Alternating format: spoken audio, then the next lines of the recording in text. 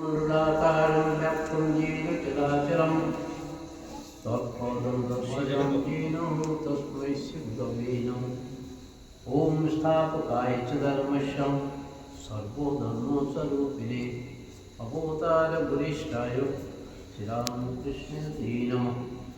श्री श्री रामकृष्ण कथामृत पंचम বা পঞ্চম পরিচ্ছেদ সময় অসুবিধা না হলে তো লাগবে তো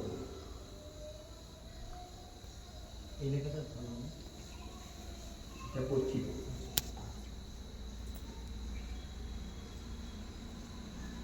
বেলঘরের ভক্তি শিক্ষা ব্যাকুল হয়ে আর কি করা ঠিক ভক্তের লক্ষণ। ওম তব কথামৃতম তপ্ত জীবনম কবিবেদিতম কল্পসাপহম শ্রবণমঙ্গলম শ্রীমদাততম বিঘ্নন্তি যে ভুলিদায়না। এই যে শ্লোকটি ভাগবতের রাসপঞ্চায়েতের কি বলছে মাস্টারমশাই লিখেছেন। ওম তব কথামৃতম তপ্ত জীবনম, তোমার কথা অমৃত স্বরূপ। তপ্ত জীবনম, সংসারের তাপিত হৃদয়ের শান্তিকারী সঞ্চার করে। মানুষ ত্রিতার জেলায় তপ্ত বিভিন্ন রকমের সমস্যা একটা জায়গায় আসে, তাদের হৃদয়ের শান্তির লেপন দেয়। সাধারণ মানুষের যে কথা, কবি বিহিত কবি মনীষী তাদের পুরুষ নাশ করে। তপ্ত জীবনের তাপিত জীবনকে শান্তিবাদী দেয়। সাধারণ মানুষের যে কথা, কবি মনীষীদের পর্যন্ত পুরুষ নাশ করে। ভগবানের কথা অমৃত স্বরূপ। তাই শ্রবণ মঙ্গল শোনা হল। ঠাকুর বলতে পড়াচ্ছি শোনা হলো, শোনা হলো। শ্রবণ মঙ্গলম শ্রীমদ আততম, সুন্দর সুন্দর ভগবানের কথা শোনা ভালো, খুব সুন্দর। গুরি নন্দিতে যারা শুনে তারা বড় লোক। আর্থিক ধর্মরাজ্যে ঈশ্বরেরকে পাওয়ার রাজ্যে বড় লোক হচ্ছে যারা ঈশ্বরের নাম করে। গুরি গিন্নাও তিনি গুরি দেওয়া যায় না, তারাই বড় লোক যারা ঈশ্বরের নাম করে। টাকা পয়সা যাদের আছে তারা বড় লোক না, হাসি আছে খুঁজে নেই। তারপরও দেখেন মানুষ যখন মাতৃগর্ভ থেকে আসে কিছু নিয়ে আসে না, যাওয়ার সময় কিছু নিয়ে যেতে পারে না। বড় গলায় একটা চেন থাকলে সেটাও করে নেবে, কিছু দিনের জন্য কর্ম করতে আসা। এই জন্য বলছে যারা ঈশ্বরের নাম করে, ঈশ্বরের কথা শুনে, তারা হচ্ছে বড় লোক, তারা ধনী। তাই কথা বলতে মানুষকে শান্তি দেয়।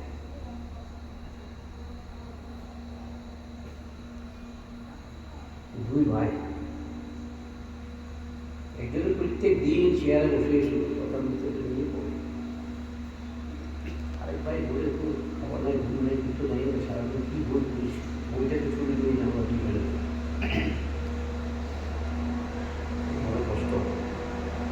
ভাইটা প্রত্যেকদিন বইটা পড়ে কি আছে বইটার মধ্যে, সেই নিজে নিয়ে এসে বাইরে দিয়ে নিয়ে এসে সেই বইটা পড়তে হবে। সেই বইটা পড়ে নিজের সাথে হয়ে যাবে।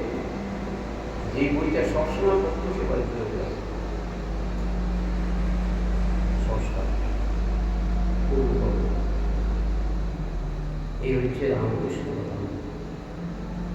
রামকৃষ্ণ কথামৃত বলেন, ভাগবত বলেন, গীতা বলেন,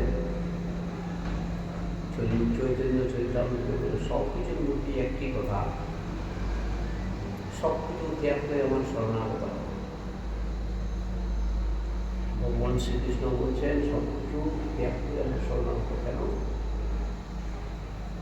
ওই দুদিনের জিনিস আমি সেইটা তো টক করে হবে না। তাই ঠাকুর বলছেন আস্তে আস্তে সময় সময়। পরে ধর্ম কি জিনিস আমি একটু পরে বলবো, আগে কথা বলতে পারবো। বেলঘরের ভক্তকে শিক্ষা দিচ্ছেন ব্যাকুল হয়ে ভগবানের কাছে আর্জি করো, আর ওই আর্জি করাটা হচ্ছে ভক্তি। বেলঘরের ভক্ত আপনি আমাদের কৃপা করুন। শ্রীরামকৃষ্ণ সকলের ভিতরেই তিনি রয়েছেন, তবে গ্যাস কোম্পানিকে আর্জি করো, তোমার ঘরের সঙ্গে ঢুকবে। ভগবানের কাছে আর্জি করো। উচিত বললেন, আমি যা বলার দর্শাকে বলে দিয়েছি, গৌরকে বলে দিয়েছি, আমি গৌরের দর্শায় আমরা দর্শায় আমাদের যা বলার ওই আর্জি সেটা বলে দিয়েছি। এখন এই জন্য বলছে গ্যাস কোম্পানিকে আর্জি করো, তোমার ঘরের সাথে দেশের দুটো তোমার সাথে ঈশ্বরে, তোমার অন্তর সাথে ঈশ্বরের অন্তরে যোগাযোগ। তবে ব্যাকুল হয়ে আর কি প্রেয়ার করতে হবে, ব্যাকুল হয়ে আন্তরিক অন্তর থেকে।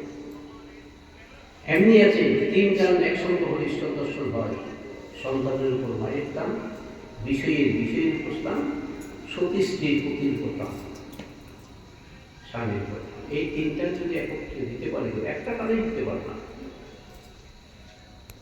দিতে পারে না কেন? পূর্ব জন্মের সংস্কার,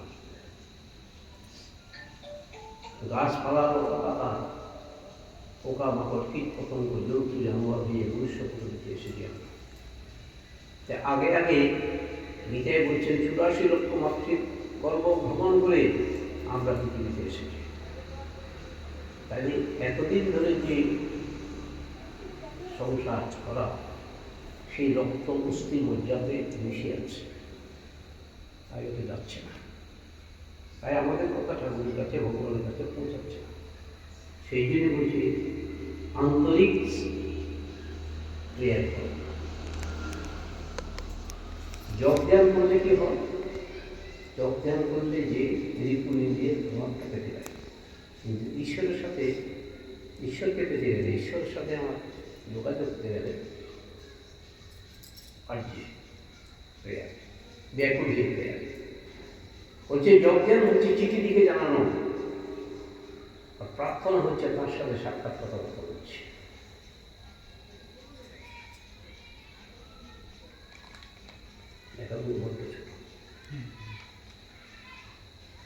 ঠিক ভক্তের লক্ষণ আছে, গুরুর বুধের সুরে স্থির হয়ে থাকে। বেহুলার গানের কাছে যাত্রা স্থির হয়ে শোনে, কিন্তু কেউ উঠে না। অর্থাৎ সিমেন্টের দেওয়াল তাদের প্যারেক উঠলে প্যারেক বেঁকে যায়, সিমেন্টের দিতে হয় না, দেওয়াল দিতে হয়। কিন্তু মাটির দেওয়াল দিতে হয়, প্যারেক মারলে সুন্দর। এই জন্য বলছে ওই বেহুলার গানের কাছে যাত্রা ফোনা করে শুনে, কেউ উঠে না। আরেকটি লক্ষণ, ঠিক ভক্তের ধারণা শক্তি হয়। দেওয়ালের মাটির দেওয়াল যদি হয়, ঈশ্বরের কথা না, শুধু কাঁচের উপর ছবির দাগ পড়ে না, কিন্তু কালি মাখানো কাঁচের উপর ছবি ওঠে। যেমন ফটোগ্রাফ, ভক্তির উত্তারিত দ্বারা ছবি ওঠে। আমাদের মন হচ্ছে ভিডিও ক্যামেরা। আগে তো ভিডিও ক্যামেরা ছিল না, কিন্তু মনটা ছিল। আগের জন্মে আমরা যা কিছু করে এসেছি, দেখবেন সবাই মিলে যখন জব করে, তখন এমনি এখান থেকে যখন হেঁটে হেঁটে চলে যান জপ করতে করতে মনে হচ্ছে মনে হচ্ছে কোনো চিন্তা নেই, ঈশ্বরের নামই হচ্ছে। কিন্তু বসে যখন জপ করবেন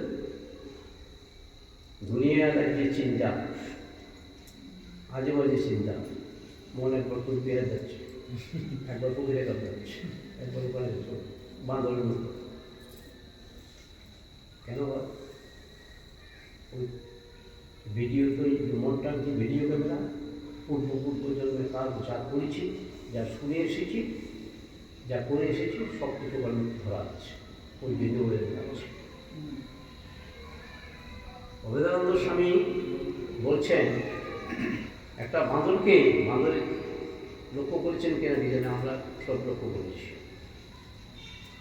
একটা বাঁদরকে খুব করে মদ খাইয়ে দেওয়া হয়েছে, তার মধ্যে কতগুলো গোটা দুটোর গোটা বিষ খাইয়ে দিয়েছে। যেরকম অবস্থা হয় মানুষের মনের সাথে, তার মধ্যে একটা বৃষ্টিক কামড়েছে, ওই যা অবস্থা হয় মানুষের মনে হয় সবসময় লড়ছে। কেন লড়ছে? যে কথা বলতে বলছেন কামিনী কাঞ্চন দুটি শব্দ, ও কামিনী কাঞ্চন দুটি মানে সংসারের কামনা বাসনা ওকে সবসময় নাড়াচ্ছে। তাই জপ ধ্যান করার সময় এগুলো সব আসে। কিন্তু নিষ্ঠা করে যদি জপ ধ্যান যদি বেশ বছর করা যায় তাহলে সুফল অবশ্যই হবে, অনেকটা কমে আসবে। আমরা আমাদের ক্ষুদ্র অভিজ্ঞতা দিয়ে বলছি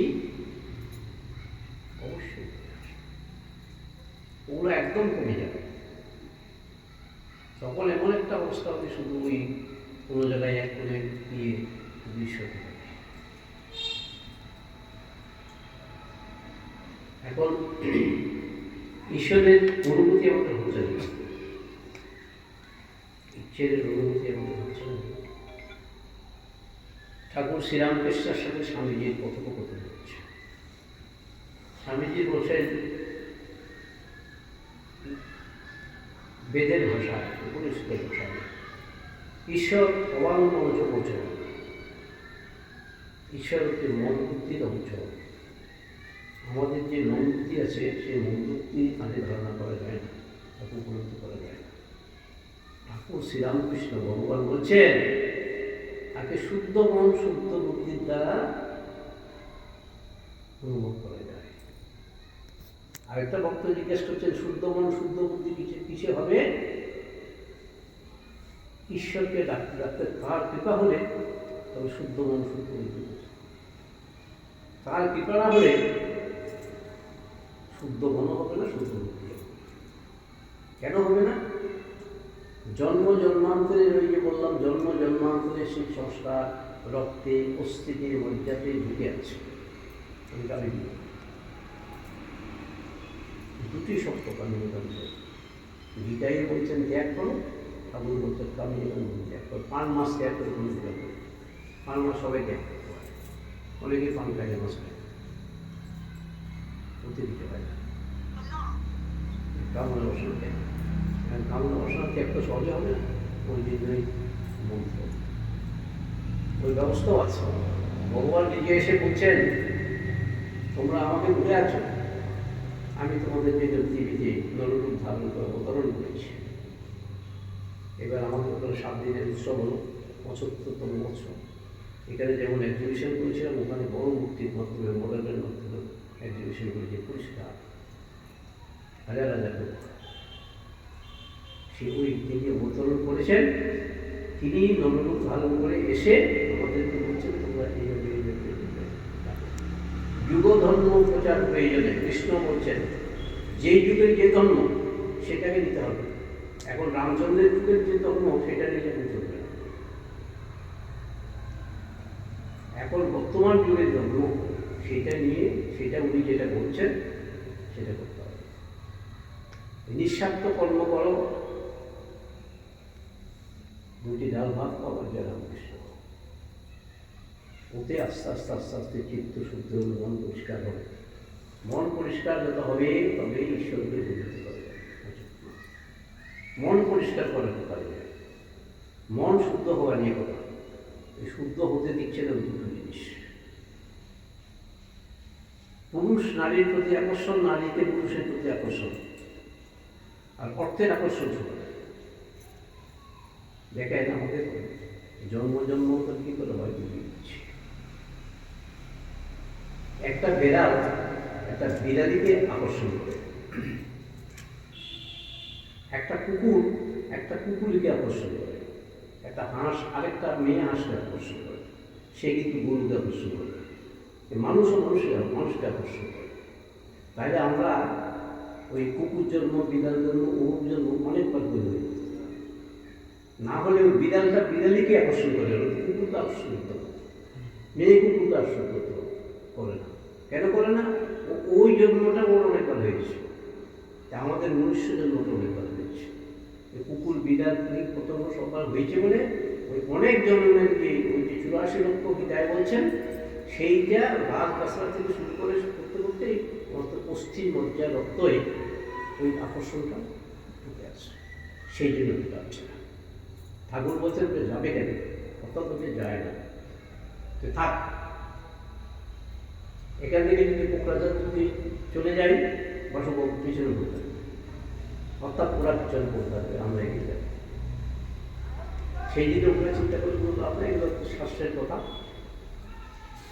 ওগুলো চিন্তা করে লাভ নেই। আমরা এই মন্ত্র পেয়েছি, সেইতে আমরা যতবার পারি, যত বেশি পারা যায় তত বেশি যদি যোগ দেওয়ার করা যায়,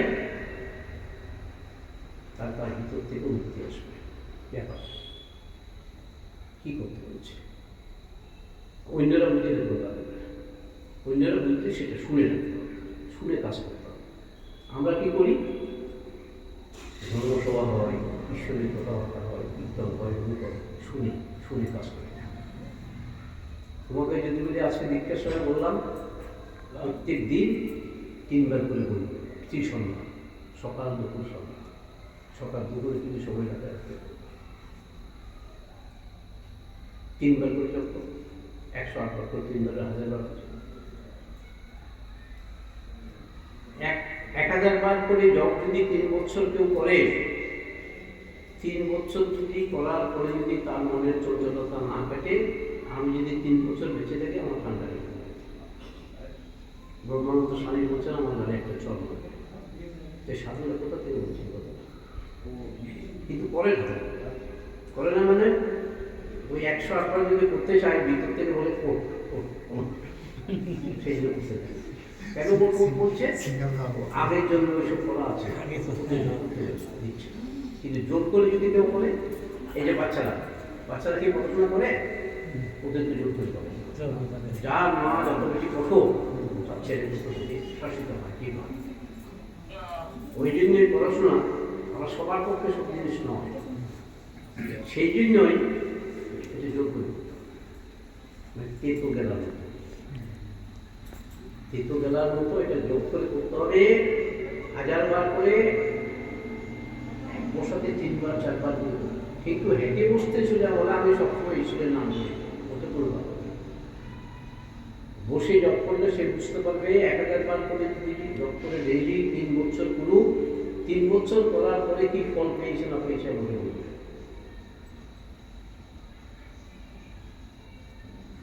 কথামৃত লেখা আছে সব কিছু, গীতা তো সব কিছু লেখা আছে, ভাগবত একই কথা লেখা আছে, চন্ডিত একই কথা লেখা আছে। তো সেইটা লেখা আছে, সেইটা অনুযায়ী বইতে রয়েছে। আমরা বইয়ের অনুযায়ী শাস্ত্রের কথা অনুযায়ী কাজ করি না, তাই আমাদের কাজ হচ্ছে। কিন্তু যারা করে, যারা কিছু হলে করে, তারা কাজ হচ্ছে। এই জন্য বাসুবাবু 1000 লোক আছে। রামকৃষ্ণ মন্ডলের কথা ছেড়ে দিল, মুদি মঠ পালন করে যায়, খ্রিস্টান মুসলমান যায়, যেখানে যার যে জন্ম অর্জন আসে, দীক্ষা নিয়ে যে 100% কমপ্লিট 25% পুরুষ মনে হচ্ছে 10 বছর একবার আসো, তো মন্ত্র বলে যায়, গুরু বলে যায়, ওই একাত্তে। আবার এখানে এইসব গ্রামে এখানে আবার একটু ব্যাপার আছে, ওই দীক্ষা নিয়ে আয়, আমি তো সময় খাওয়া যাবে না, এরকম আছে। সে হয় অন্যকেও দীক্ষা দিচ্ছি, আমিও নেই, একজনই জিজ্ঞেস দীক্ষা নিলে কী হয়, এরকম হয়। সেই জন্যই ওই হচ্ছে কাজ। পরে বলছিল ও ভালো লাগে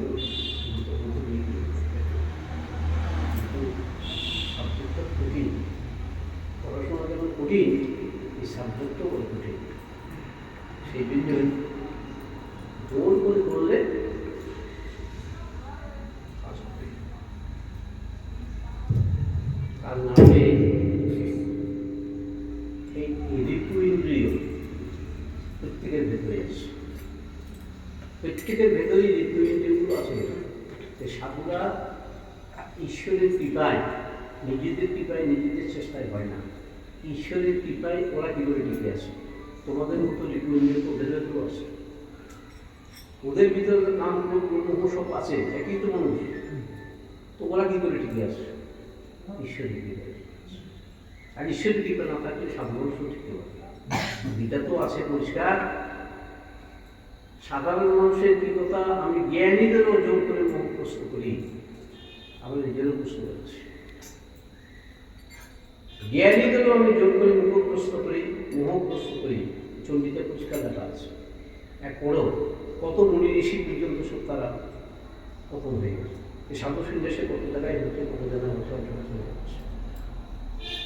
ঈশ্বরের কৃপা। তাই এই জন্য দ্রুত ঈশ্বরের কৃপার জন্য বসে আমি ঠিক আছে।